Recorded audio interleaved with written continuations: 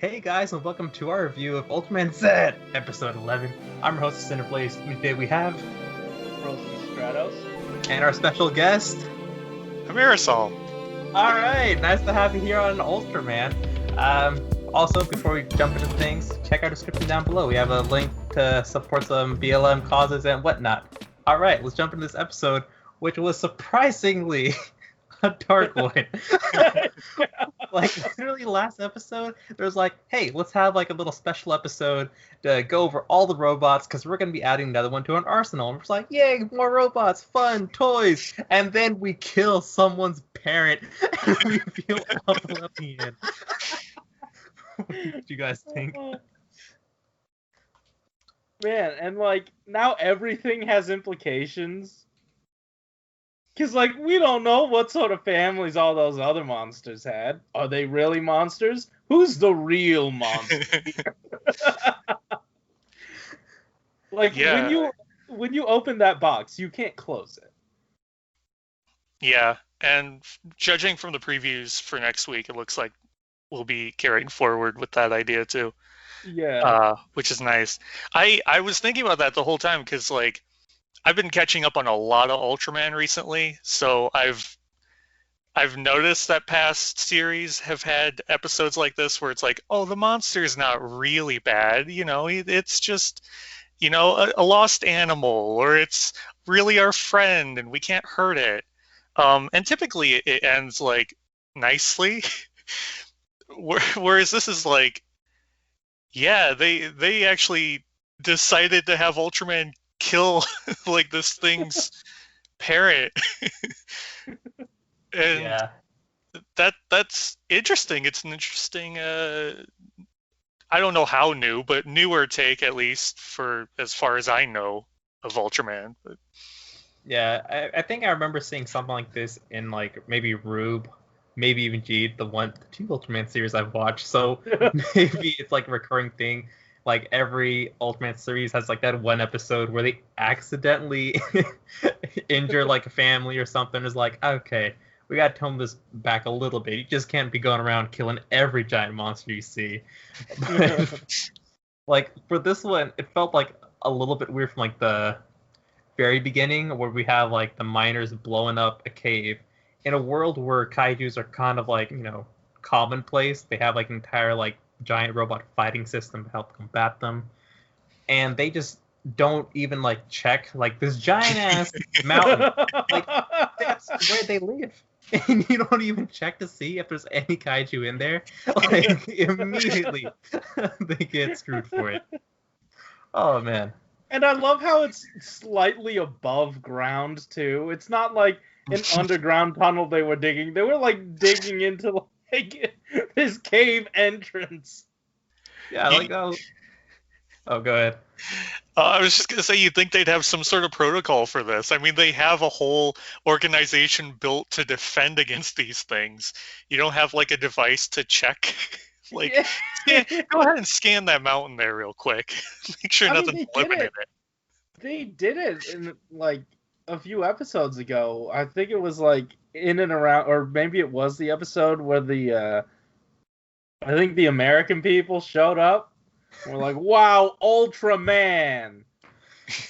Right, was it like it had woken up or something? Something about a sneeze, like hay fever. Oh right, was that? Was it that one? Was that? I couldn't remember if that was Zedd or not, but I guess yeah, that was. Yeah, the kaijus themselves kind of blend together, so I can't really like tell. But I do remember them like tracking some monsters in like an episode ago. So they have the technology, they just don't have the mental capacity to use it. And it's really weird that, like, I guess it's not weird, but Haruki's getting backstory, and it's like, for how many episodes in are we? Like 14? For however many episodes we've been watching this, Haruki's just sort of existed. There's never been any sort of like backstory. There's never been like anything for him until now. He just sort of suddenly has, which, people have family, but like, it's weird that you touch on it now. It would it would have been nice to set up the dad stuff earlier.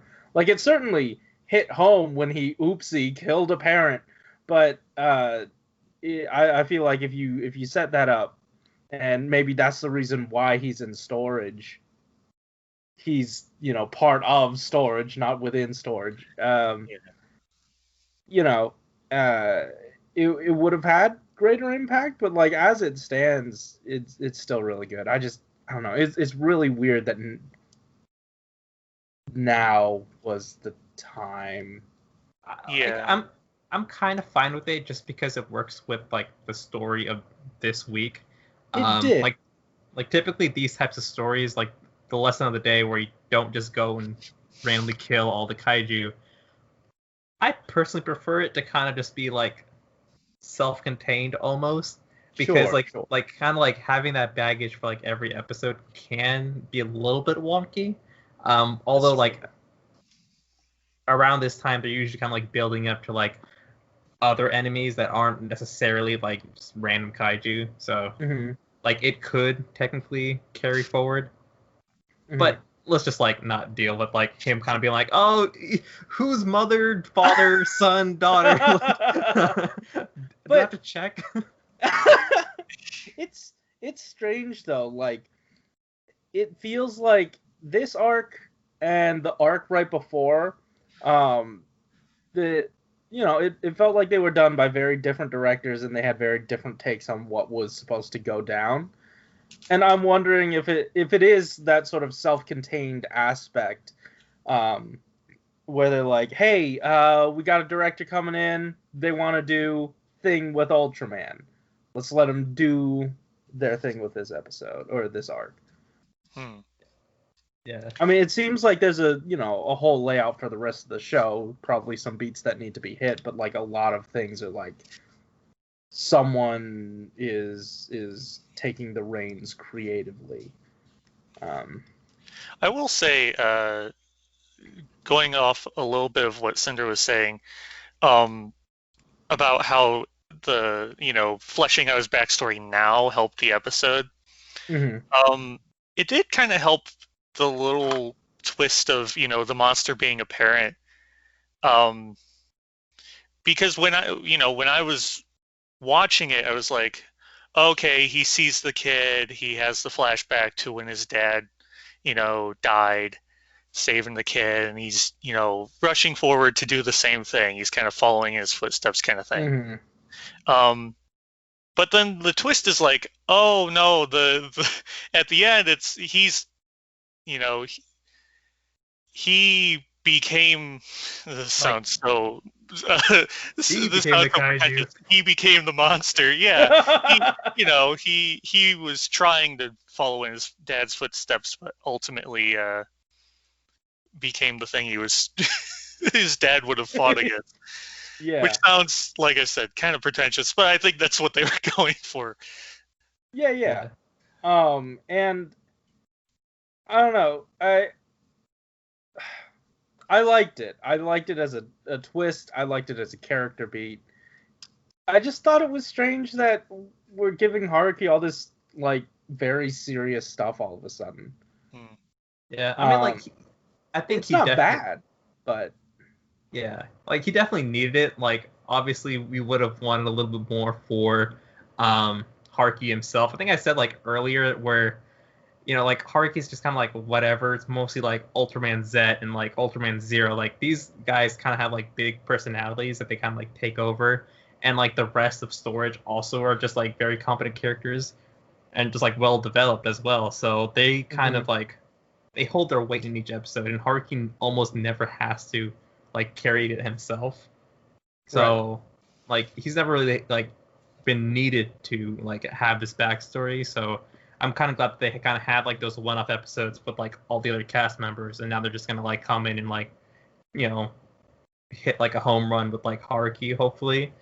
So yeah, like it's weird that it didn't happen earlier, but I don't mind it happening now. Sure, like at least it happened at all. It's kind of an interesting inverse to X, which X is very similar to this. where X right from the get-go was all about the human host's backstory, and that was like all throughout the series. Whereas this is like Haruki's just kind of a goofball, and that's Yeah. kind of just his character. And then he gets teamed up with another goofball of an Ultraman, and then they go off and fight bad guys. That's kind of the premise of the show, but yeah, it seems like now they want to start getting into more serious stuff. And I kind of like that he wasn't being all like grim and serious because his dad died, because that wouldn't really be fitting, because he Right. hasn't been that up until now. Yeah. I like that it was because of his actions and not because of this thing that was haunting him. Yeah, Mhm. like the way that he killed I'm just assuming the father kaiju was exactly like how his father died. Like it was just like almost exact. So when he kind of commits that action, like I felt like that trauma, like that trigger in his head was like definitely like earned. Whereas like in Mhm. previous episodes, I feel like Haruki's actor has kind of overacted a couple bits. So for him to kind of like get something like this, I was like, you know what? You definitely earned that one. You mean the guy whose defining catchphrase is just screaming "Os!" Oh god, I love it. Yeah. I Yeah. mean, like, to what you're saying though, it is nice. Like, I'm starting to come around on the idea of it only cropping up now, because it is nice to have like a main character, a hero that's not like grappling with trauma all the time and being all angsty like a Batman or something. Like a He's Lupin well Ranger. adjusted, huh? Like a Lupin Ranger. Yeah, he's Yeah, well Aerosol- adjusted, and it only like happens when something's triggered. Yeah, like we know like what his character is like before all this trauma, so it's nice kind of like seeing that and just like how certain events like change him. Whereas with like Lupin Rangers, we get like that backstory pretty early, and they just like keep on like shoving it down our throats, you know. And I'm not sure if I'm up for that, especially for like Ultraman Zett and like all the Ultramen that are kind of involved in this. They're Fair. pretty positive. It's not like a brooding type of show. Yeah, so you can have a hero that isn't defined by their trauma. They can just be a hero and have trauma sometimes. Watch the show make you eat these words, and he just becomes like an anti-hero of like the Oh, rest of the no. series. Nah. Yeah, pretty solid episode overall. Do you guys have any other thoughts? Anything else you want to touch on? King Joe cool. Holy shit. That robot's the best. It's when it came in and just flew and then went sideways and good shit, man. Like the way that the camera worked on that one, I don't know, man. It's good. It's good. I don't have eloquent words for that part. King Joe makes me weak in the knees. I love King Joe. Yeah, everyone loves King Joe. But you know what? This episode also reminded me how much I liked Zett's red form. Like the way he was just kind of like wrestling like for a solid 10 minutes was hilarious. I absolutely love the take that I was like, where is this going? He grabs the tail. Oh, and it like he swings him and it ripples all the way down the rest of the monster. Oh man, like that is just straight up wrestling. It's just nice to see like that amount of cheese, and like he just goes full for it in those scenes. Oh man. And also to the fight scenes, it really, I don't know if it was drawn. It definitely helped the shock value when you just basically had Zett styling on these guys, and then suddenly, oh wait, that was a pair. You have the sudden realization. Oh, he's just an asshole now. you weren't trying to survive. You were making fun of these people and murdering them.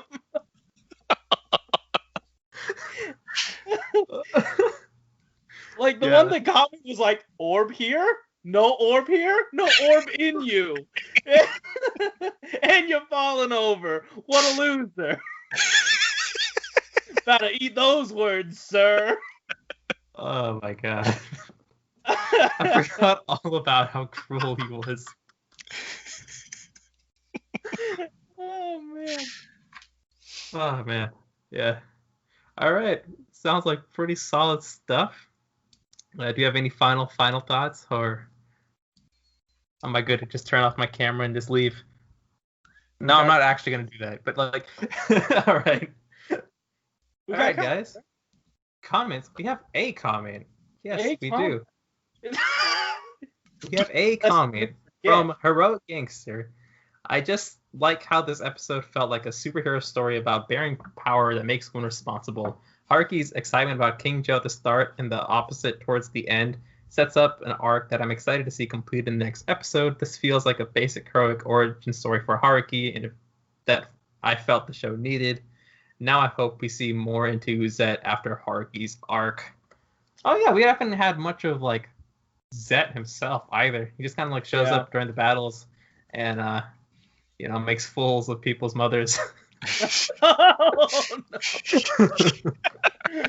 That guy. Yeah. Yeah, I'm also very excited for how they're gonna wrap this up next episode. And like, oh yeah, he was like hell excited for like King Joe at the very beginning. He's like, "Hey, you gonna let me do it, right? Right? I'm the male protagonist. You know what that means, right? Right?" Thank God they have brains for this one. Let Yoko pilot it. All right.